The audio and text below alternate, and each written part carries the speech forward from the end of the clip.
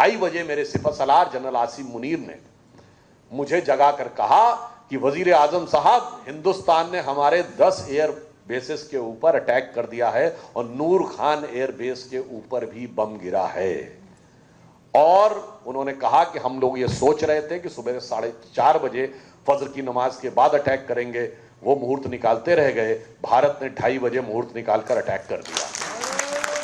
उस दिन जो नारा लगाते हैं कि मिले मुलायम काशीराम, हवा में उड़ गए जय श्री राम, उस दिन नारा हो जाएगा क्या मुलायम क्या काशीराम, सारे बोलेंगे जय श्री राम। जब हमने पोखरण विस्फोट किया, हम पे सैंक्शंस लगाए गए, मगर भारत झुका नहीं, उबर आया।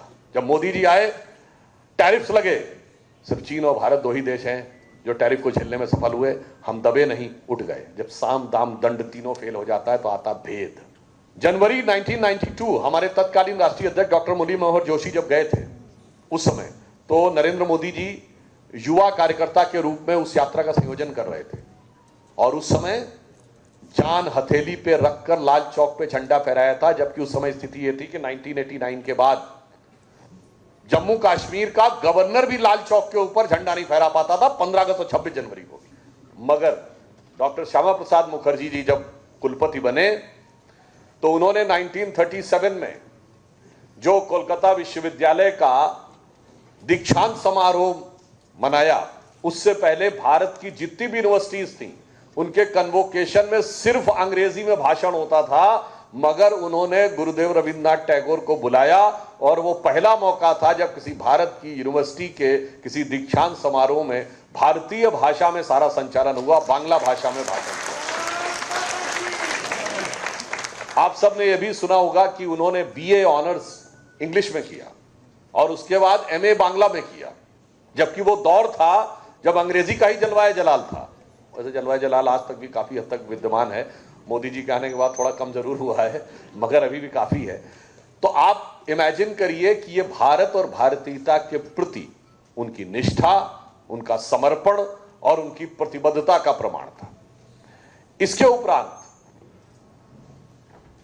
अगर एक दूसरी दृष्टि से देखें, वो पहली बार बंगाल की विधानसभा के सदस्य चुने गए, फिर कांग्रेस की नीतियों से उनका विरोध हुआ और 1 वर्ष में उन्होंने छोड़ दिया, और फिर वो निर्दलीय उम्मीदवार के रूप में लेजिस्लेटिव काउंसिल के सदस्य चुने गए, और उसके उपरांत वो राष्ट्रवादी विचारों के प्रखर प्रवर्तक के रूप में भारत की राजनीति में क्रमशः स्थापित होते गए। और एक और जो दुष्प्रचार किया जाता है, आप में से शायद बहुतों को नहीं ध्यान नहीं रहता, कई बार टीवी डिबेट पे कहते हैं कि 1941 में मुस्लिम लीग के साथ मिलकर सरकार बनाई थी। ये सरासर झूठ है। 1941 की प्रोविंशियल असेंबलीज इलेक्शंस में मुस्लिम लीग को तोड़कर उसको सत्ता में आने से रोकने के लिए फजलुल हक की प्रजा कृषक पार्टी के साथ मिलकर हिंदू महासभा ने सरकार बनाई थी। ये बात अलग है कि 5-6 साल के बाद चूंकि कांग्रेस पूरी तरीके से जिन्ना के आगे आत्मसमर्पण करती चली गई, तो 1946 के बाद फजलुल हक ने मुस्लिम लीग ज्वाइन कर ली थी। तो 1941 में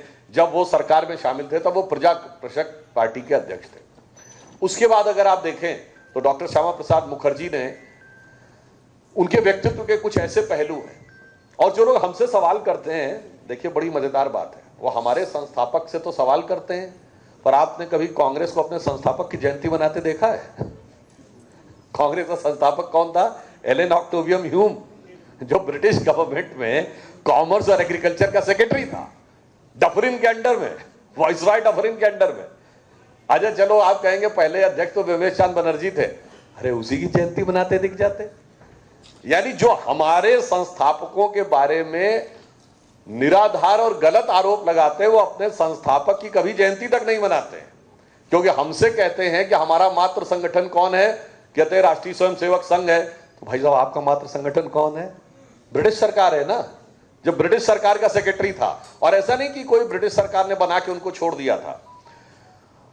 थोड़ा सा विषयांतर होते हुए पॉइंट बता देना चाहता हूं, पहले 25 सालों तक एक नहीं अनेक कांग्रेस अध्यक्ष वो रहे जो ब्रिटिश सरकार के सेक्रेटरी थे और ब्रिटेन के एमपी थे। George Yule, Alfred Rowe, William Wedderburn, ये सब कांग्रेस के अध्यक्ष रहे। और 1910 में जब वीर सावरकर को 2 जन्मों का कारावास दिया गया, उस समय कांग्रेस का अध्यक्ष विलियम वैडनबर्न था, जो former secretary of government of India और लेबर पार्टी का एमपी।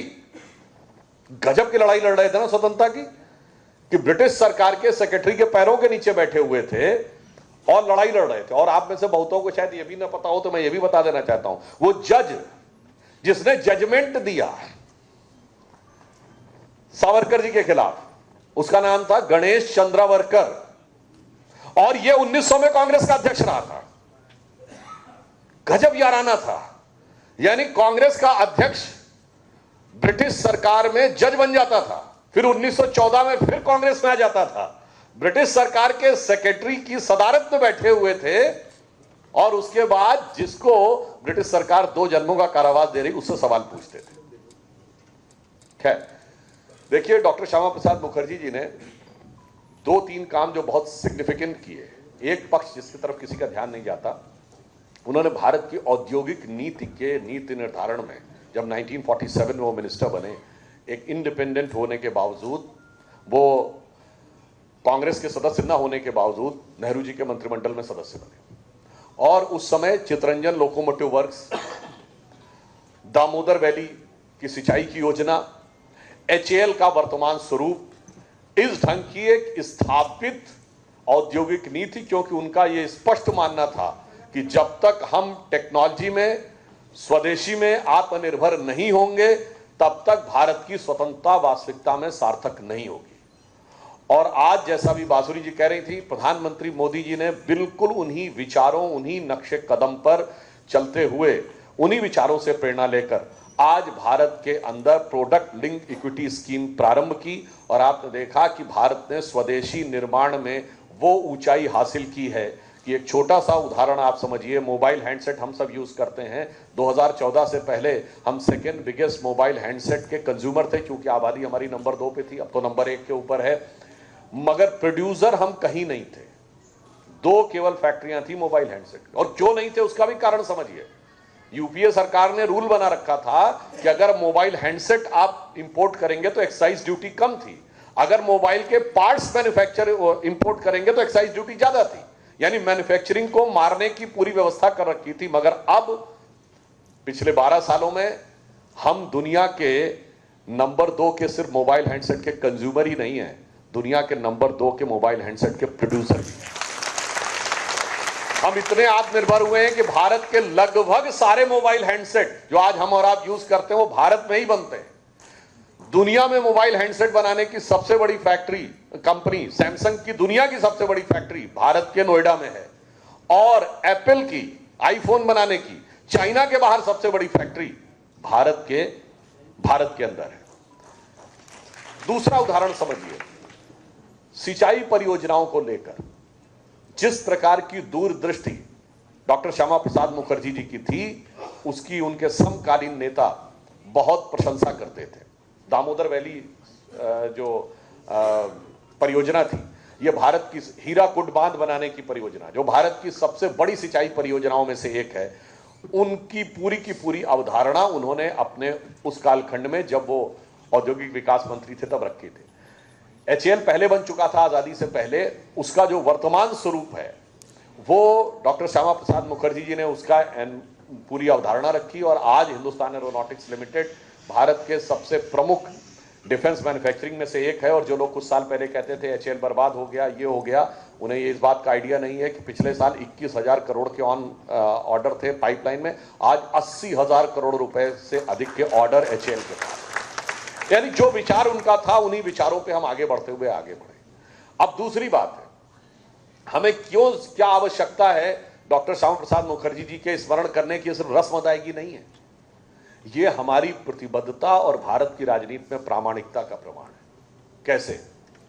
देखिए, हम एकमात्र राजनीतिक दल है जिसने अपनी स्थापना से, जब 6 जुलाई 1950 को मंत्रिमंडल से इस्तीफा दिया, डॉक्टर श्यामा प्रसाद मुखर्जी ने, जब लियाकत नेहरू पैक्ट हुआ, उन्होंने कहा कि इससे कोई लाभ नहीं होने वाला है, सिर्फ जो लोग पाकिस्तान, यानी उस समय का पूर्वी और पश्चिमी पाकिस्तान के हिंदुओं के ऊपर अन्याय करने का एक आधार मिल जाएगा, और हम इससे कोई समाधान नहीं निकाल पाएंगे।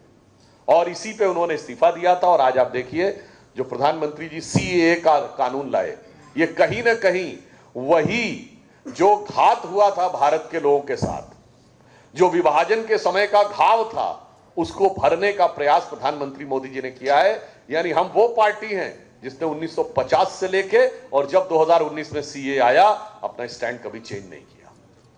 बाकी सारे दल समय समय में बदलते रहे। फिर आप याद करिए 1951 में जब उन्होंने यह बात कही कि भारत का, जब हमारी जनसंघ की स्थापना हुई, कि भारत का सांस्कृतिक स्वरूप क्या होगा, सांस्कृतिक राष्ट्रवाद की बात आई, तो किसी को समझ में नहीं आता था ये सांस्कृतिक राष्ट्रवाद क्या है। सांस्कृतिक राष्ट्रवाद का अर्थ यह है कि अभी जो वंदे मातरम हमने गाया और उस वंदे मातरम में जिन बिंदुओं को लेकर कांग्रेस ने कट्टरपंथी ताकतों के आगे सरेंडर कर दिया। और यह भी आपको एक और बात बता दूं, वंदे मातरम सबसे पहली बार 1896 में कोलकाता कांग्रेस अधिवेशन में गाया गया, जिसकी सदारत उस समय कांग्रेस के अध्यक्ष रहमतुल्लाह अहमद सयानी ने की थी। उनको कोई आपत्ति नहीं थी। और 1924 तक भी गाया गया पूरा, किसी को आपत्ति नहीं थी। जब 37 में जिन्ना ने विरोध किया और उसने कहा कि इसके कुछ हिस्से हिंदू प्रेयर की तरह लगते हैं, तो वो हटा दिए गए। मगर जिन हिस्सों पे आपत्ति की गई वो क्या थे? तुम दुर्गा दश प्रहर धारणी, कमला कमल दल विहारिणी। अरे ये दुर्गा दश प्रहर धारणी जब आप कहते हैं तो पूरा राष्ट्र के साथ कैसे एकाकार होते हैं कि जब कोलकाता में आप खड़े होकर काली मां के सामने तुम दुर्गा दश प्रहर धारणी कहते हैं, तो आपकी वही श्रद्धा त्रिपुरा की मां त्रिपुर सुंदरी से जुड़ जाती है, वही आसाम की कामाख्या मां से जुड़ जाती है, वही विंध्याचल की विंध्यवासिनी देवी से जुड़ जाती है, वही मुंबई की मुंबा देवी से जुड़ जाती है, वही जम्मू की वैष्णो देवी से जुड़ जाती है, और वही कन्या की तमिलनाडु की कन्याकुमारी जी से जुड़ जाती है।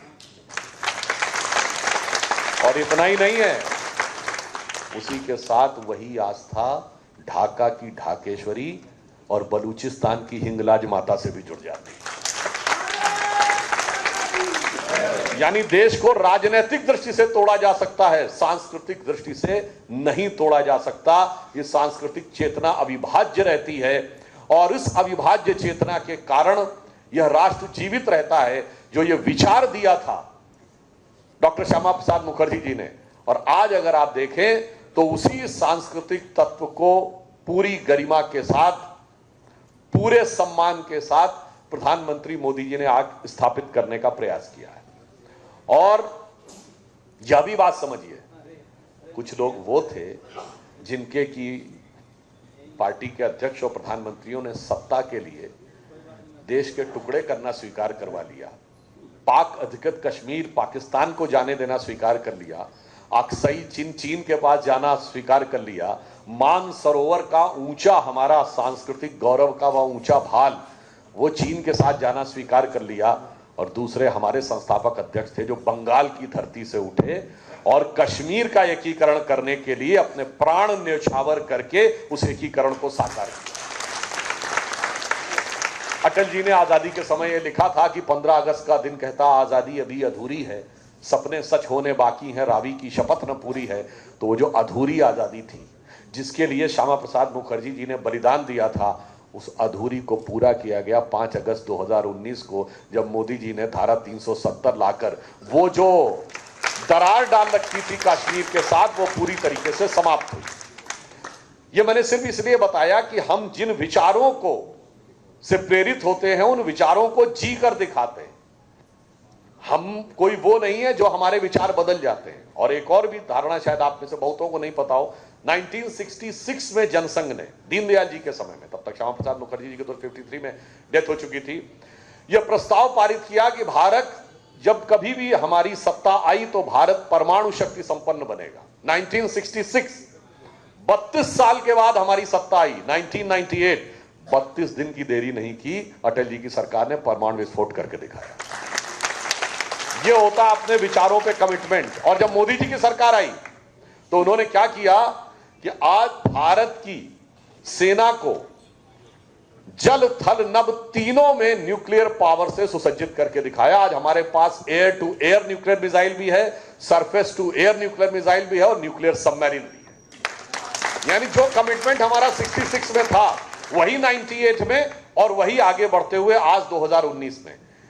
इसीलिए हम शायद भारत के इतिहास की इकलौती पार्टी हैं 51 टू ऑनवर्ड्स, मतलब बीच में जनता पार्टी के दौरान हम एक बार समाप्त हुए, फिर पुनर्जन्म हुआ जनता पार्टी के रूप, भारतीय जनता पार्टी के रूप में, जिसका आज तक वर्टिकल डिवीजन नहीं हुआ। आज तक भारतीय जनता पार्टी या जनसंघ का वर्टिकल डिवीजन नहीं हुआ। बाकी पार्टियों का तो इतना डिवीजन हुआ, मतलब कांग्रेस की आज का जमाना छोड़िए, 1907 में नरम दल गरम दल में डिवाइड हुए, 1920 में रिस्पॉन्सिविस्ट अलग हुए, 1939 का हरिपुरा कांग्रेस अधिवेशन जिसमें सुभाष चंद्र बोस जी जीत गए और गांधी अलग थे, it was like a virtual division. और आजादी के बाद तो निजलिंगप्पा, कामराज, चौधरी चरण सिंह, चंद्रशेखर, नीलम संजीव रेड्डी, ब्रह्मानंद रेड्डी, बाबू जगजीवन राम, वहां के बाद लेके अर्जुन सिंह, शरद पवार, ममता बनर्जी, वाईएसआर कांग्रेस, कितनी सारी कांग्रेस बनती चली गई। मैंने बचपन में अटल जी का एक भाषण सुना था, उन्होंने कहा कांग्रेस पहले बनी थी ONR 69 में, और मजे की बात उनकी पार्टी उनके प्रधानमंत्री ने तोड़ी थी। उन्होंने कहा कांग्रेस के इतने डिवीजन हुए, Congress O, Congress R, Congress S, Congress U, Congress I, Congress U, फिर उन्होंने कहा कांग्रेस मैं, कांग्रेस तू, कांग्रेस आई, कांग्रेस गई। मतलब इतने विभाजन होते चले गए, मगर हमारे यहां आज तक, हाँ ये बात तो कोई कहेगा हमारे कुछ नेता पार्टी छोड़ के गए, बड़े बड़े नेता पार्टी छोड़ गए, पर सबको बाद में यह अनुभव हुआ कि जो मान सम्मान भारतीय जनता पार्टी के अंदर है वो बाहर कहीं नहीं है। मुझे अच्छी तरह याद है कि मेरे प्रांत के बहुत प्रतिष्ठित और बड़े ऐतिहासिक व्यक्तित्व रहे नेता कल्याण सिंह जी पार्टी छोड़ के गए थे, और जब वो वापस आए तो दिल्ली में केंद्रीय कार्यालय में मैं खुद प्रेस कॉन्फ्रेंस में था, जब पत्रकारों ने उनसे पूछा कि आप पार्टी में वापस क्यों आए, तो उन्होंने सूरदास का एक पद बोला था कि मेरो मन अनत कहां सुख पावे, जैसे उड़ी जहाज को पंछी फिर जहाज पर आवे।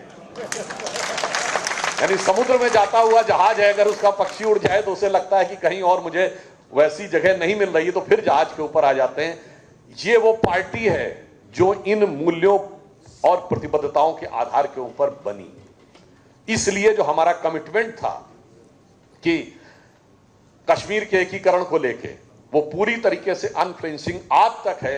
अगर 1953 में हमने नारा लगाया था कि जहां हुए बलिदान मुखर्जी वो कश्मीर हमारा है, तो 2019 में हमने पूरा किया कि जहां हुए बलिदान मुखर्जी वो कश्मीर हमारा है। और आगे का नारा था जो कश्मीर हमारा है वो सारे का सारा है। और अभी आप देख रहे हैं जो न्यूज आ रही है पीओके में, क्या क्या हो रहा है वहां, मतलब खुद ही दिखाई पड़ रहा है कि कुछ करने की जरूरत ही शायद ना पड़े, अंदर से ही कुछ ऐसा खड़मंडल हो जाए। और जो जो लोग भारत के खिलाफ बोलते थे, वहां की अंदरूनी स्थितियां ऐसी विप्लवकारी हो गई हैं कि आपने देखा होगा कि पुलवामा में जो सीआरपीएफ पे अटैक हुआ था, उसका जो चीफ मास्टरमाइंड था बुरहान हमजा, उसको पीओके के मुजफ्फराबाद में कुछ अज्ञात हमलावरों ने जाके मार दिया। पता नहीं कौन अज्ञात हमलावर थे, आके मार गए। ये दिखाई पड़ता है कि अंदरूनी हालात पीओके के बहुत अलग हो गए हैं। तो कोई बहुत आश्चर्य नहीं है कि मोदी जी के ही कार्यकाल में जो इच्छा करी हो मनमाही, राम कृपा कुछ दुर्लभ नहीं। तो हो सकता है सारे का सारा साकार हो, मगर इन चीजों के साथ बहुत सारे वो भी हैं। देखिए डॉक्टर श्यामा प्रसाद मुखर्जी जी की मृत्यु किन परिस्थितियों में हुई और कैसे षड्यंत्र थे, इसको भी संक्षेप में समझना जरूरी है। देखिए उस समय भारत में कश्मीर में जाने के लिए परमिट लगता था, जैसे कोई दूसरे देश में जाने के लिए वीजा। अगर वो परमिट लगता तो आज आप वैष्णो देवी की यात्रा है, बाबा अमरनाथ की यात्रा कर पाते। और आप सोचिए एक और बड़ा लॉजिकल बात समझिए, अगर किसी कंट्री का वीजा आपके पास नहीं है और आप उसकी सीमा पे पहुंच जाए या परमिट नहीं है, तो वहीं पे अरेस्ट हो जाते हैं ना। मगर जब पठानकोट से होते हुए वो कश्मीर के जम्मू के अंदर जाने लगे, जम्मू कश्मीर की सीमा पे, तो उनको रोका नहीं गया। बल्कि बड़े आश्चर्य की बात थी कि जो डेप्यूटी कमिश्नर उनके साथ पीछे से आ रहा था, उसने कहा साहब सरकार ने निर्णय लिया है कि आपको जाने दिया जाए। और उनकी ऑटोबायोग्राफी लिखने वाले लोग, और इसको तथागत राय जी जो त्रिपुरा के गवर्नर थे उन्होंने भी लिखा, अटल जी भी उनके उस समय सहयोगी के रूप में साथ में थे। उन्होंने कहा कि लोग इस पे आश्चर्यचकित थे कि सरकार ने अंदर जाने की परमिशन कैसे दे दी। अब इसमें चाल क्या थी आप देखिए। और इतना ही नहीं, वो जो ड्राइवर था वो घबरा रहा था, साहब बगैर परमिट के हम अंदर नहीं जाएंगे। तो डिप्टी कमिश्नर ने उसको इंश्योर किया कि परमिट आपको आगे मिल जाएगा। अब आपको बताते हैं, अगर उनको गिरफ्तार कर लिया जाता भारत की सीमा में, तो भारत के कोर्ट का कानून उन पे लगता। मगर ये चाल थी कि उनको उस क्षेत्र के अंदर ले जाओ जहां भारत के कोर्ट का कानून न लागू होता हो, क्योंकि तब तक कश्मीर में उसका लॉ अलग था, भारत के सुप्रीम कोर्ट का कोई जुरिस्डिक्शन नहीं था, और उस समय तो आपको पता ही है कि वहां के जो चीफ थे उसको मुख्यमंत्री नहीं प्रधानमंत्री कहते थे, सदर रियासत कहते थे, उनका झंडा अलग था और उनका विधान भी अलग था। अब जब अंदर गए तो जम्मू में उनको अरेस्ट कर लेना चाहिए था, जम्मू में भी अरेस्ट करके नहीं रखा गया, उनको श्रीनगर तक जाने दिया गया। और जब अरेस्ट किया गया तो कारण क्या बताया गया, ये नहीं कि इलीगली अंदर आ गए। एंटर कर रहे थे तो उन्होंने अटल जी से कहा जाओ और जाके पूरे देश को बताओ कि मैंने बिना परमिट के कश्मीर में प्रवेश कर लिया। मगर उन पे चार्ज क्या लगाया गया, यह लगाया गया कि उनके आने से लॉ एंड ऑर्डर बिगड़ता है। अब इस चाल को समझिए, अगर आप ये कहें कि इलीगली आ गए हैं तो फिर जुरिस्डिक्शन भारत के सुप्रीम कोर्ट का आ सकता था, मगर आप ये कहें कि आपके आने से लॉ एंड ऑर्डर खराब होता है तो फिर जम्मू कश्मीर के कोर्ट का जुरिस्डिक्शन होगा। अब आइए, उसके बाद उनको लंबे समय तक वहां पे रखा गया और एक ऐसी कमरे में रखा गया, ऐसे घर में रखा गया जहां टेलीफोन की सुविधा तक नहीं थी। और उस दरमियान, यानी जब वो 11-12 मई को गए हैं और 23 जून को उनकी जब देहावसान हुआ है, उस दरमियान जवाहरलाल नेहरू गए भी कश्मीर, उन्होंने कभी उनसे मिलने की आवश्यकता नहीं समझी। अब इसके बाद एक और रहस्य दिखाई पड़ता है, जब वो वहां पे गए उन्हें कश्मीर में क्यों रखा गया, और इतना ही नहीं, उसी दरमियान उनके ऊपर एक राजनीतिक मुकदमा दिल्ली में चल रहा था। तो इस बात का डर था कि दिल्ली की अदालत उनको मांग सकती है कि इनको अदालत के सामने प्रस्तुत होने के लिए आया जाए, सम्मन दिया जाए। और दिल्ली की अदालत ने सम्मन दिया तो पहले तो यह बात आई कि जो सरकार का जो विटनेस था, पुलिस ऑफिसर, वो बार बार आने में जान के देरी कर रहा था। जज ने कहा कि मुझे लग रहा है ये मुकदमे को डिले करना चाहते हैं। आखिर में दिल्ली हाई कोर्ट के जज ने chief secretary of Jammu Kashmir को लेटर लिखा कि डॉक्टर श्यामा प्रसाद मुखर्जी को यहां पर प्रस्तुत किया जाए 5 या 6 जून को। और आप इमेजिन कर सकते हैं, कोर्ट के ऑर्डर को डिसोबे कर दिया जाए। जम्मू कश्मीर की सरकार ने लिख के दे दिया, हम नहीं मानते, हम नहीं भेज सकते। और रहस्य गहराता है, और यह बात मैं इसीलिए हवा में नहीं कह रहा हूं।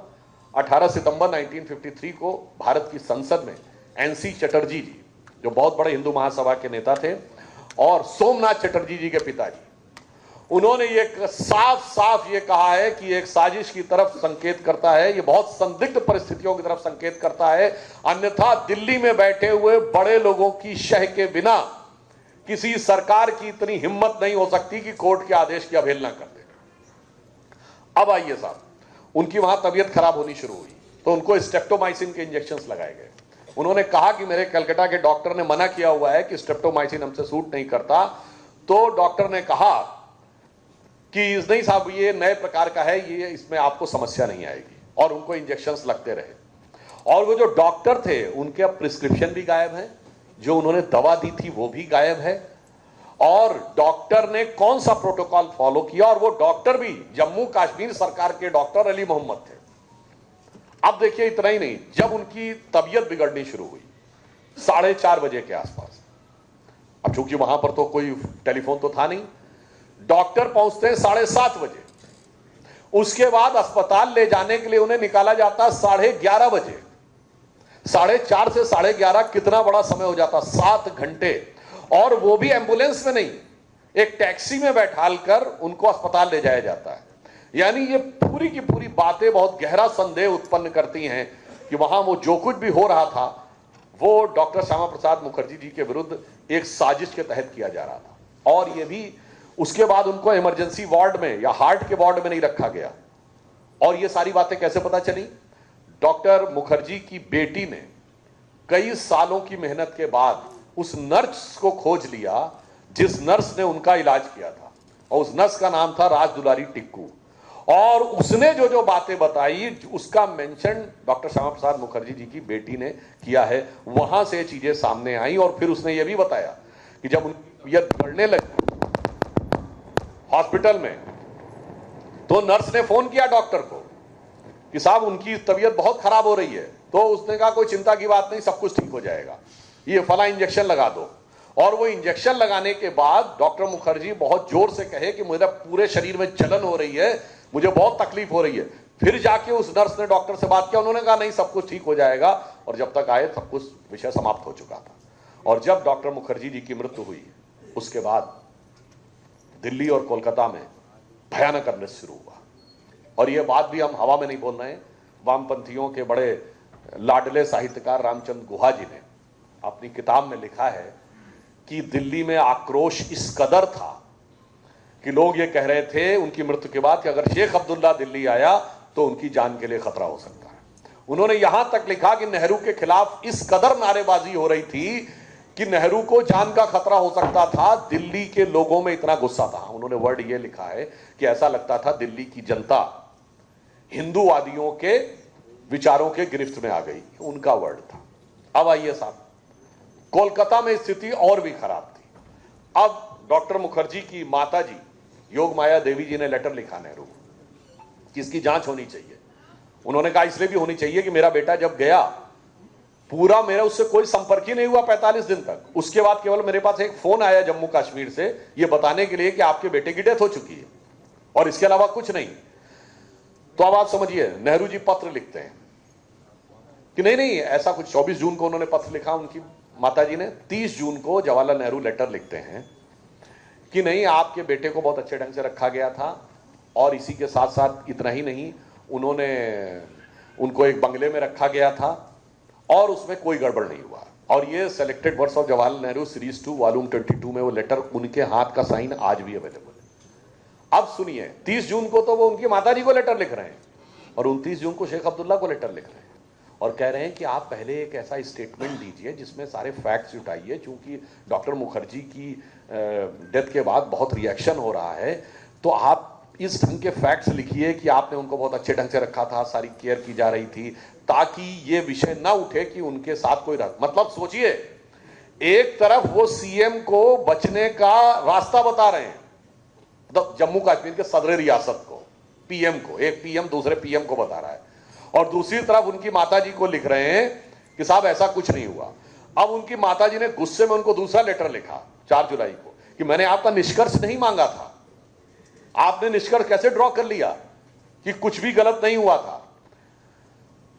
अब उसके बाद सुनिए, उस समय बंगाल के जो सीएम थे विधान चंद्र राय, उसी 3-4 जुलाई के आसपास, ये भी selected of Jawaharlal Nehru series 2 volume 22 में लिखा हुआ है लेटर है, विधान चंद्र राय को लेटर लिख रहे हैं कि देखिए कलकत्ता में स्थिति बहुत ज्यादा खराब हो रही है, आप इसको इंश्योर करिए कि आंदोलन किसी तरीके से समाप्त हो, क्योंकि ये जो मांग उठ रही है ना जांच करने की, ये समस्या उत्पन्न कर सकती है।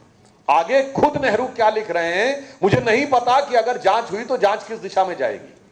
हो सकता है जांच में ये बातें आ जाएं कि जो उनके इलाज की प्रक्रिया को लेकर सवाल उठा दें। हो सकता है जांच में कोई ऐसी बात आ जाए जिससे ये लगे कि उनके इलाज में लापरवाही हुई थी, परंतु यह स्थिति हमें अवॉइड करनी। अब देखिए, उनकी माताजी को लेटर लिख रहे हैं कि सब कुछ ठीक था, और पश्चिम बंगाल के सीएम को लेटर लिख रहे हैं कि मुझे नहीं पता जांच में क्या होगा। आप सोचिए कितना गहरा रहस्य। और फिर यह भी एक थ्योरी है, उस समय फिर कम्युनिस्टों ने भी, जैसे हमेशा उनका रोल रहता है, कांग्रेस और कम्युनिस्टों ने मिलकर एक थ्योरी है ये भी कि कोलकाता को, दिल्ली में तो कुछ हद तक चीजें नियंत्रण हो रही थी, कुछ समय के बाद कोलकाता में नियंत्रित हो ही नहीं पा रही थी। तो क्या षड्यंत्र रचा गया, कांग्रेस पार्टी ने कोलकाता में ट्राम के दाम 2 या 3 आने बढ़ा दिए और कम्युनिस्टों ने उसको लेकर सड़क पे आंदोलन और तोड़फोड़ करनी शुरू कर दी। और ये एक बाकायदा एक थ्योरी मानी गई अनेक लोगों के द्वारा, ये सिर्फ इसलिए किया गया कि डॉक्टर मुखर्जी को लेकर जो आंदोलन चल रहा था उसको डाइवर्ट किया जा सके, ताकि जब आंदोलन दूसरे प्रकार का होने लगेगा, उसके अंदर उपद्रव होने लगेगा, तो पुलिस को कार्रवाइयां करने का एक आधार मिल जाएगा। तो आप ये सोच सकते हैं कि पूरी की पूरी साजिश और गहराई ये तथ्यों के आधार पर दिखाई पड़ती है। फिर मैंने इसलिए एनसी चटर्जी साहब का लोकसभा का बयान भी कोट किया। मगर आप ये भी सोचिए, मगर हम तो वो हैं जो इस देश की अखंडता के लिए समय समय पर बलिदान दिया, डॉक्टर मुखर्जी जी ने, और उससे जो वातावरण बना, फिर आखिर में सरकार को बाध्य होना पड़ा, जम्मू कश्मीर में प्रधानमंत्री का पद समाप्त हुआ, सुप्रीम कोर्ट के का क्षेत्र आदेश लागू हुआ, चुनाव आयोग का प्रभाव लगा, और जो एक झंडा रह गया था ना, उस झंडे का डंडा खींचकर मोदी जी ने 2019 में समाप्त कर दिया। तो मैं कह सकता हूं कि हमारे संस्थापक अध्यक्ष डॉक्टर श्यामा प्रसाद मुखर्जी जी वो थे जिनके लिए एक लाइन कही जा सकती है जिन्होंने अपने बलिदान से, अपने खून से भारत के मानचित्र की लकीर की रक्षा की। जिसे एक पंक्ति में कहेंगे कि देश वो टूटे जहां बलिदानियों का बैठता पहरा नहीं था, मानचित्रों की मिटी वो ही लकीरें, रंग जिन पर रक्त का गहरा नहीं था। और डॉक्टर मुखर्जी जी ने उसको साबित करके दिखाया। और फिर उसके बाद ये जो बलिदान की परंपरा है वो केवल डॉक्टर मुखर्जी तक नहीं रही, वो स्वतंत्र भारत के प्रथम बलिदानी थे। भारतीय जनता पार्टी के कार्यकर्ताओं ने कहां कहां बलिदान नहीं दिया है। कश्मीर में हमारे कितने कार्यकर्ता मारे गए, पंजाब के उस आतंकवाद के दौर में हमारे कितने कार्यकर्ता मारे गए। मैं उस समय बच्चा था, पढ़ता था, आप में से शायद बहुतों को नहीं याद होगा, 1987 या 88 में चंडीगढ़ में मोगा में संघ की शाखा पर फायरिंग हुई थी, 40 लोग मारे गए थे। उसके बाद पूरे भारत बंद का आयोजन हुआ और वो बंद इतना सक्सेसफुल था कि मुंबई में इंटरनेशनल फ्लाइट्स उस दिन नहीं हो पाई। बीड़ी और पान की दुकान तक बंद थी, मगर मजाल है किसी सिख को एक खरोच आई हो। यह होता था कि राष्ट्र के प्रति होने वाले अत्याचार को अपने ऊपर सहना भी, मगर एकता अखंडता में दरार नहीं पड़ने देना। केरल में हमारे कितने लोग मारे गए, पश्चिम बंगाल में 321 लोगों का अभी जब हमारा सरकार का शपथ ग्रहण हुआ, नॉर्थ ईस्ट में इवन जब हमारी अटल जी की सरकार थी, हमारे क्षेत्र प्रचारक और प्रांत प्रचारक स्तर तक के लोग मारे गए। आंध्र प्रदेश में हमारे कितने लोग मारे गए, नक्सलियों से लड़ते हुए हमारे कितने लोग मारे गए। तो आज भारतीय जनता पार्टी जिन ऊंचाइयों पे आके खड़ी है, डॉक्टर मुखर्जी से प्रेरणा लेके अनेक कार्यकर्ताओं ने वो बलिदान दिया है और उस बलिदान के चलते हुए आज हम उस स्थान पर आकर बैठे हैं। तो मैं डॉक्टर मुखर्जी के साथ साथ उन सभी भारतीय जनता पार्टी कार्यकर्ताओं के लिए भी वह नमन करता हूं जिन्होंने उनसे प्रेरणा लेकर राष्ट्र के हित में अपना यह बलिदान दिया। और उनके इस बलिदान पर्व के ऊपर उनको यह कहते हुए श्रद्धांजलि देता हूं कि उन्मुक्त मरण त्योहार राष्ट्र का संबल हो, उत्सर्गी रक्त फुहार धवल गंगा जल हो, अब नए क्षितिज हो आस्थाओं से आलोकित, बलिपंथी पर बलिहार राष्ट्र का मंगल हो। और फिर उन्होंने जिस स्वदेशी स्वावलंबी राष्ट्र की बात कही थी, तो देखिए अटल जी और मोदी जी तक होते हुए चीज कहां से कैसे पहुंची है। 53 में हमने कश्मीर को तो एकाकार कर लिया, मगर उसके बाद हम एक दूसरी प्रॉब्लम में फंस गए। दुनिया में कहीं लड़ाई होती है, मोहल्ले की लड़ाई से लेकर इंटरनेशनल लड़ाई तक, हमेशा छोटा और कमजोर देश कहता है कि बड़ा और ताकतवर मुझे सता रहा है। हमेशा छोटा और कमजोर आदमी कहता है कि ये बड़ा आदमी है, ये ताकतवर है, मुझे सता रहा है। मगर हमारा एक अकेला ही माहौल था कि बगल का मुल्क छोटा भी था, कमजोर भी था, वो हमें सताता था और हम सताए जाते रहते थे और सिर्फ चिल्लाते रहते थे। मगर जब से मोदी जी आए तो क्या हुआ, India's era has soft state become over. और अब स्थिति ये बनी कि सर्जिकल स्ट्राइक भी हुई, बालाकोट भी हुआ, ऑपरेशन सिंदूर भी हुआ। और उसने क्या दिन दिखाया, सिर्फ मैं 2 एग्जाम्पल्स बोलता हूं। हमारे विरोधी लोग आजकल वो सब मतलब वो बाएं हाथ से जो चीखने चिल्लाने वाले लिखने वाले लोग हैं, left liberal so called pseudo secular, सब चिल्ला पड़ते हैं, नहीं ऐसा नहीं वैसा था, ऐसा नहीं वैसा था। तो मैं सिर्फ 2 उदाहरण देना चाहता हूं। बालाकोट के समय पाकिस्तान की संसद में वहां के मेंबर ऑफ पार्लियामेंट का बयान नहीं, वीडियो अवेलेबल है, जिसमें वो कह रहा है, उस समय के फॉरेन मिनिस्टर शाह महमूद कुरैशी साहब का नाम लेते हुए उसने कहा, मैं बैठा था, शाह महमूद कुरैशी साहब बैठे थे, आर्मी चीफ आए और उनके पांव कांप रहे थे। ये फ्लोर ऑफ द हाउस पे दिया गया बयान है। और उन्होंने कहा, आर्मी चीफ ने, खुदा का वास्ता है अभिनंदन को वापस कर दो वरना रात 9 बजे तक इंडिया अटैक कर देगा। भाई साहब, ये आर्मी चीफ के पांव कांपने का तो 71 में भी कोई वाकया नहीं सुनने में आया। अब आइए साहब, अभी ऑपरेशन सिंदूर के समय शहबाज शरीफ ने, मैं सिर्फ 2 ही लोगों के स्टेटमेंट ही कोट करूंगा और कुछ नहीं। राष्ट्रपति कौन है? आसिफ अली जरदारी, जिनके लिए इमरान खान कहते थे सबसे बड़ी बीमारी। खैर, आसिफ अली जरदारी साहब जो प्रेसिडेंट ऑफ पाकिस्तान हैं, उन्होंने बाकायदा एक रैली में बोला कि हम लोगों से कहा गया था कि बंकर में चले जाओ।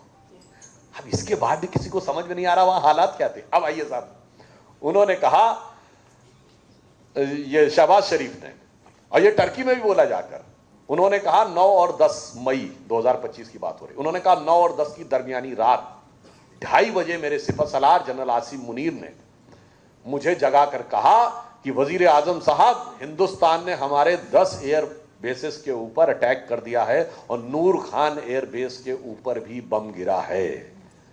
और उन्होंने कहा कि हम लोग ये सोच रहे थे कि सुबह 4:30 बजे फजर की नमाज के बाद अटैक करेंगे, वो मुहूर्त निकालते रह गए। भारत ने 2:30 बजे मुहूर्त निकालकर अटैक कर दिया।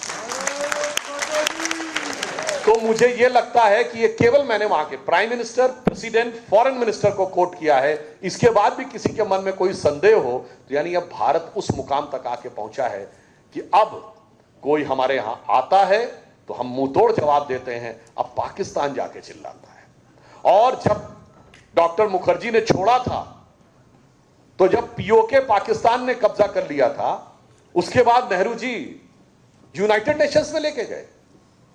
और वैसे मैं ये भी एक बात बता दूं, आप में से बहुतों को ये बात की नहीं ध्यान होगा, 24 अक्टूबर 1947 क्यों लेके गए भाई यूनाइटेड नेशंस में आप?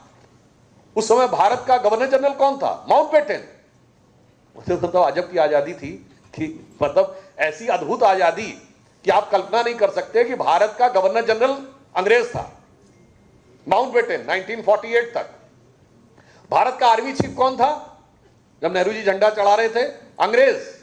1949 तक आर्मी चीफ अंग्रेज था, general Francis Roy butcher. Bharat का एयरफोर्स चीफ कौन था? अंग्रेज। 1954 तक रहा गेराल्ड गिब्स। भारत का नेवी चीफ कौन था? अंग्रेज। 1958 तक रहा स्टीफन कार्लाइल। अरे भाई, जब सारे अंग्रेजों को यहां बैठा रखा था तो उनको मेहमान नवाजी के लिए बैठा रखा था क्या? उनसे कहना चाहिए था कि भाई इस मैटर को सॉर्ट आउट कराओ। और मैं आपसे कहता हूं, यूएन बना कब? 24 अक्टूबर 1945। 2 साल हुए थे यूएन को बने हुए। यूएन का कोई रेलेवेंस नहीं था तब तक। ना उसको चाइना मान रहा था, ना रशिया मान रहा था। और मैं अपने कांग्रेस के मित्रों से चुनौती से कहता हूं, भाई अक्टूबर 47 से पहले का एक प्रस्ताव बताओ जो यूएन के पास गया हो। ये आपने क्या किया? और जब हमारे मोदी जी ने धारा 370 हटाई, जमीन आसमान के कुलाबे एक करके भी पाकिस्तान या उसके सहयोगी देश एक लाइन का प्रस्ताव भी भारत के विरुद्ध यूनाइटेड नेशंस में लाने में असफल रहे। यानी हमने उनसे प्रेरणा ली और इस प्रकार आके कार्य किया। तो यह दर्शाता है कि डॉक्टर मुखर्जी के साथ क्या हुआ और आज भी हमारी सरकार उनसे प्रेरणा लेकर किस प्रकार से आगे चल रही है। और हम ये कह सकते हैं, जब 2019 से पहले की बात आई तो महबूबा मुफ्ती जी ने कहा था कि हमारा जो अपना झंडा है वही रहेगा और अगर धारा 370 हटी तो तिरंगे को कंधा देने वाला कोई नहीं मिलेगा। मगर आज डल लेक पे तिरंगे की कतार दिखाई पड़ती है। और मैं यह भी कहना चाहता हूं कि हमारा कमिटमेंट सिर्फ सत्ता में आने में नहीं था। हम विपक्ष में रहे तब भी। जनवरी 1992 हमारे तत्कालीन राष्ट्रीय अध्यक्ष डॉक्टर मुरली मनोहर जोशी जब गए थे, उस समय तो नरेंद्र मोदी जी युवा कार्यकर्ता के रूप में उस यात्रा का संयोजन कर रहे थे। और उस समय जान हथेली पे रखकर लाल चौक पे झंडा फहराया था, जबकि उस समय स्थिति यह थी कि 1989 के बाद जम्मू कश्मीर का गवर्नर भी लाल चौक के ऊपर झंडा नहीं फहरा पाता था, 15 अगस्त और 26 जनवरी को भी। और उस समय भारतीय जनता पार्टी के अध्यक्ष और कार्यकर्ताओं ने जाकर, उस समय मोदी जी भी उसमें शामिल थे, जाकर झंडा फहराया। अर्थात हमारा कमिटमेंट अनफ्लिंचिंग, अनवेवरिंग, कंटिन्यूअस। और लास्ट में एक और बात भी कहता हूं भाई, आजकल जो हमारे सांस्कृतिक राष्ट्रवाद के विषय को लेकर बहुत सारे लोगों के मन में बहुत भक्ति भाव जागृत हो गया है। राम मंदिर का विषय आया, वहां चढ़ावे में जो कुछ हुआ है तो अचानक दिखाई पड़ता है कि बहुत सारे लोगों के अंदर भक्ति जागृत हो गई है। यहां पर मैं बात बहुत स्पष्ट करना चाहता हूं कि जो कुछ भी हुआ है वहां पर, यह हमारी विचार प्रेरणा के लिए बहुत पीड़ादायक था। यह करोड़ों लोगों की भावनाओं के लिए बहुत पीड़ादायक है। और सरकार इस बात के लिए कृत संकल्पित है कि उसमें जो कुछ भी हुआ है उसके बारे में पूरी ईमानदारी और कठोरता से जांच होगी। और यह कहा जाता है कि राम का नाम लेने से पाप कटते हैं, मगर राम के धाम में राम का नाम लेकर यदि किसी ने पाप किया है तो उसके पाप तो विधाता भी नहीं मिटा सकते, उसे दंड मिलेगा। राजदंड इस लोक में सरकार सुनिश्चित करेगी और धर्मदंड परलोक में भगवान सुनिश्चित करेंगे। मगर जो लोग आज कह रहे हैं ये वो हैं जो कहते थे अयोध्या यहां थी कि नहीं? बताओ, अयोध्या तो थी ही नहीं, राम तो हुए ही नहीं थे। वो भगवान की लीला नहीं समझ पाते हैं। देखिए भगवान की लीला क्या होती है मैं बताना चाहता हूं। 2024 में हम अयोध्या हारे थे, हम प्रयागराज भी हारे थे, हम चित्रकूट भी हारे थे, हम नासिक भी हारे थे।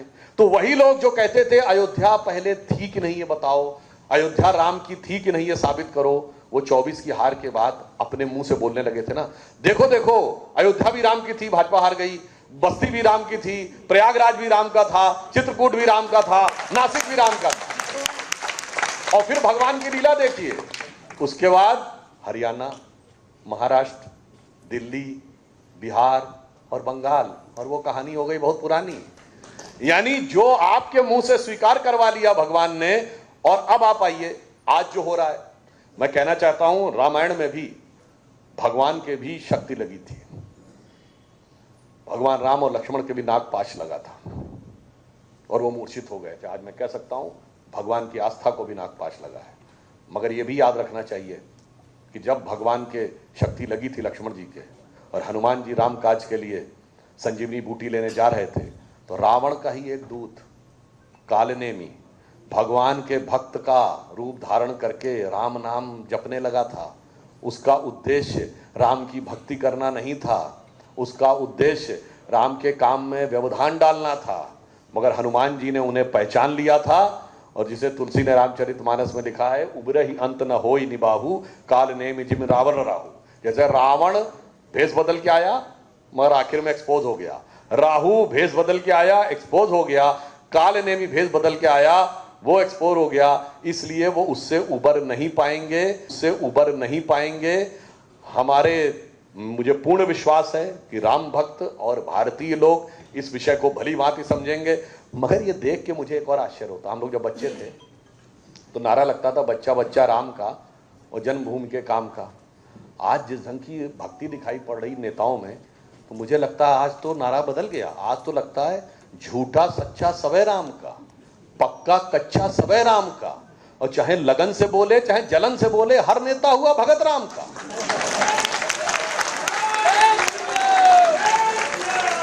और यह भक्ति भाव भी क्यों आया है, यह भी आप बात समझिए। जब गंगोत्री से गंगा सागर तक, अब इससे देखिए महत्वपूर्ण क्या हो सकता था। 125वां साल जब उनकी जन्म जयंती का आया है, तब बंगाल में हमारी सरकार बनी है। ये गंगोत्री से गंगा सागर तक जब राष्ट्रवाद की धारा दिखी है ना, उस धारा के धार के ज्वार के प्रभाव में ये लोग राम नाम बोलने को विवश हो रहे हैं। 1993 में यूपी में इलेक्शन हुआ था, तो नारा लगा था मिले मुलायम काशीराम, हवा में उड़ गए जय श्री राम। तो उस समय हमारी एक नेत्री ने कहा था कि ये इसलिए नारा लग रहा है कि आपने अपनी एकता में थोड़ी सी कमी दिखा दी है। जिस दिन आप अपनी एकता अच्छी दिखा देंगे, उस दिन जो नारा लगाते हैं कि मिले मुलायम काशीराम, हवा में उड़ गए जय श्री राम, उस दिन नारा हो जाएगा क्या मुलायम क्या काशीराम, सारे बोलेंगे जय श्री राम। और आप देखिए आज बोल भी रहे हैं।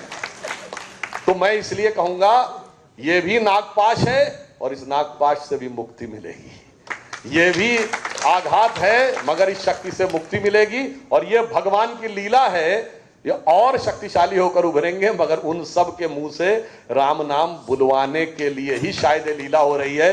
क्योंकि अपने यहां कहा गया, तुलसी अपने राम को रीझ भजे चाहे खींच, खेत पड़े पर जामी है उल्टा सुल्टा बीज। तो चाहे रीझ के बजो चाहे खींच के बजो। और मैं अंत में कहना चाहूंगा कि जिस वर्ष श्यामा प्रसाद मुखर्जी जी ने अपनी अंतिम सांस ली थी 1901, स्वामी विवेकानंद ने अपना शरीर छोड़ा 1902 में। उससे एक वर्ष पूर्व 1901 में, यानी वही वर्ष जिस साल श्यामा प्रसाद मुखर्जी जी की डेथ हुई, वो अमरनाथ की यात्रा पर गए थे। और स्वामी विवेकानंद जी ने वहां ध्यान लगाने के बाद कहा था, मैंने देखा है कि भारत माता प्राचीन शक्ति से युक्त होकर दिव्य आभा के साथ संपूर्ण विश्व का मार्गदर्शन करने के लिए पुनः सिंहासनारूढ़ होने जा रही है, और वो समय सिर्फ एक शताब्दी दूर है। 1902 में उनकी डेथ हुई। एक शताब्दी कब हुई? 2002। ठीक, 2002 और 3 को ही जाके चेक कर ले। 2003-4 भारत का पहला वर्ष था जब हम करंट अकाउंट सरप्लस हुए। 2004 हमारा फॉरेन एक्सचेंज रिजर्व $100 बिलियन पे पहुंचा।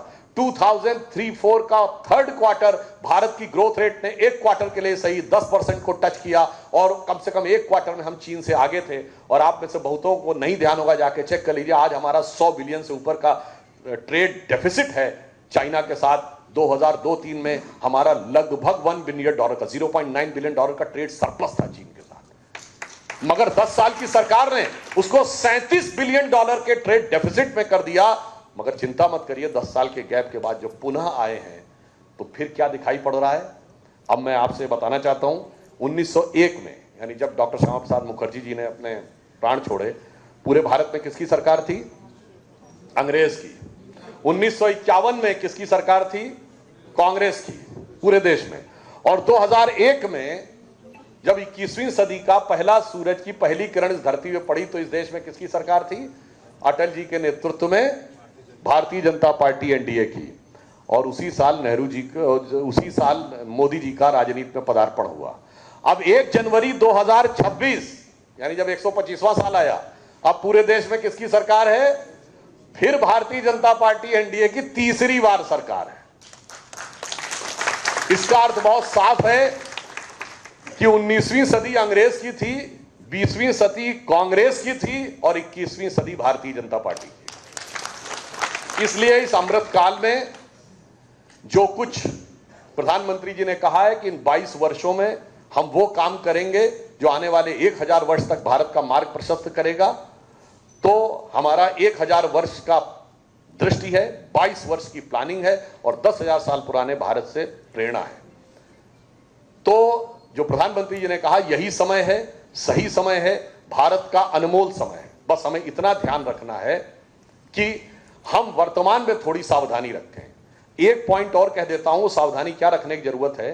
देखिए, हमारी लगातार विजय होती चली जा रही है तो देश विरोधी शक्तियों को अच्छा नहीं लग रहा है। भारत की आर्थिक शक्ति बढ़ रही है, भारत की सामरिक शक्ति बढ़ रही है, भारत की कूटनीतिक शक्ति बढ़ रही है, ये किसी को अच्छा नहीं लग रहा है। तो लोग क्या करेंगे? साम दाम दंड भेद। साम समझाओ, 60-70 साल पहले के तमाम आर्काइव में हमारे नेताओं को समझा के रखा गया, परमाणु विस्फोट नहीं करना है, ग्रोथ रेट नहीं करनी है। अब आज की जमाने की सरकारों को समझाया नहीं जा सकता। दाम, मैं आरोप नहीं लगाना चाहता, केजीबी और सीआईए के डिक्लासिफाइड आर्काइव्स को पढ़िए, हमारे कौन कौन से उस जमाने की 60, 70, 70, 80 के दशक में कहां से दाम आता था और उसकी वजह से भारत की शक्ति के साथ कंप्रोमाइज होता था, उसके अब डाटा अवेलेबल है। अब आइए दंड। जब हमने पोखरण विस्फोट किया, हम पे सैंक्शंस लगाए गए, मगर भारत झुका नहीं, उभर आया। जब मोदी जी आए, टैरिफ्स लगे। सिर्फ चीन और भारत 2 ही देश हैं जो टैरिफ को झेलने में सफल हुए, हम दबे नहीं, उठ गए। जब साम दाम दंड तीनों फेल हो जाता है तो आता भेद। अब भेद किस पे? दक्षिण उत्तर में लड़ाओ। याद है दक्षिण भारत में कर्नाटक के फाइनेंस मिनिस्टर ने कहा था कि साउथ इंडिया वाले टैक्स ज्यादा देते हैं, नॉर्थ वाले कम देते हैं, इसलिए साउथ के बेस के ऊपर नॉर्थ मौज कर रहा है। चिदम्बरम साहब ने कहा कि अगर नॉर्थ नहीं होता तो साउथ बहुत डेवलप कर गया होता। तो अभी रेवंत रेड्डी जो तेलंगाना के कांग्रेसी हैं वो कह रहे हैं कि हम सिर्फ दिल्ली में जाकर टैक्स देते रहेंगे और सलूट मारते रहेंगे। नहीं होगा। अब आइए प्रांत पे लड़ाओ। हम किसी काम को छोटा बड़ा नहीं मानते। तमिलनाडु का मंत्री कहता है कि उत्तर भारत के लोग, यूपी बिहार के लोग यहाँ पर टॉयलेट साफ करने आते हैं। हम किसी काम को छोटा बड़ा नहीं मानते, और उन्होंने जिस लहजे में कहा वो लहजा हर व्यक्ति समझता है। तो तेलंगाना का सीएम कहता है कि फला वालों का डीएनए अच्छा है, धमाके का फला राज्य का डीएनए अच्छा है। अब आइए भाषा पे लड़ाओ। आपने तमिल और हिंदी का विवाद सुना होगा, पर कन्नड़ हिंदी का विवाद पहली बार सुनने में आया। महाराष्ट्र में मराठी बनाम उत्तर भारतीय होता है, पर मराठी भाषा बनाम हिंदी का झगड़ा कभी नहीं था। दोनों की तो लिपि भी एक है। आप आराम से मुंबई में जाइए, सब कुछ पढ़ने में आता है। वो अब शुरू हुआ, और वो तो भगवान की कृपा हो गई बंगाल में, वरना हिंदी बनाम बंगला की लड़ाई भी करने के लिए तैयार थे। अब जब राज्य में तोड़ते नहीं दिख पा रहे हैं, भाषा में तोड़ते नहीं दिख पा रहे हैं, क्षेत्र में तोड़ते नहीं दिख पा रहे हैं, तो अब है जात में तोड़ो। अगड़े पिछड़े में लड़ाना है, सामान्य और दलित में लड़ाना है। हम यदि सावधानी से इस षड्यंत्र को, जो मैं बिल्कुल ईमानदारी से कह रहा हूं, विदेशों के द्वारा प्रायोजित षड्यंत्र और भारत में बैठे हुए उनके मोहरे और प्यादे, उनको हमें बहुत सावधानी से समझना है, जो भारत में हर मुद्दे के अंदर टकराव लाना चाहते हैं। जिसे मैं कहूंगा, कहनी है एक बात हमें इस देश के पहरेदारों से, संभल के रहना अपने घर में छिपे हुए गद्दारों से। हम यदि इसको समझने में सफल रहे तो समझिए स्वर्णिम भविष्य आपकी प्रतीक्षा कर रहा है। हम बस, और उनके लिए ये आखिरी मौका है, इसके बाद वो भारत को झुका नहीं पाएंगे। तो सिर्फ ये कहते हुए कि एक स्वर्णिम अतीत, एक गौरवशाली अतीत आपको प्रेरणा दे रहा है, स्वर्णिम भविष्य आपकी प्रतीक्षा कर रहा है। वर्तमान में सावधानी रखिए और डॉक्टर मुखर्जी जी के आदर्शों पे, जिस प्रकार मोदी जी की सरकार चल रही है, उस दिशा में आगे बढ़िए कि गौरवशाली था भूत, भविष्य भी महान है, अगर संभालें आप उसे जो वर्तमान है।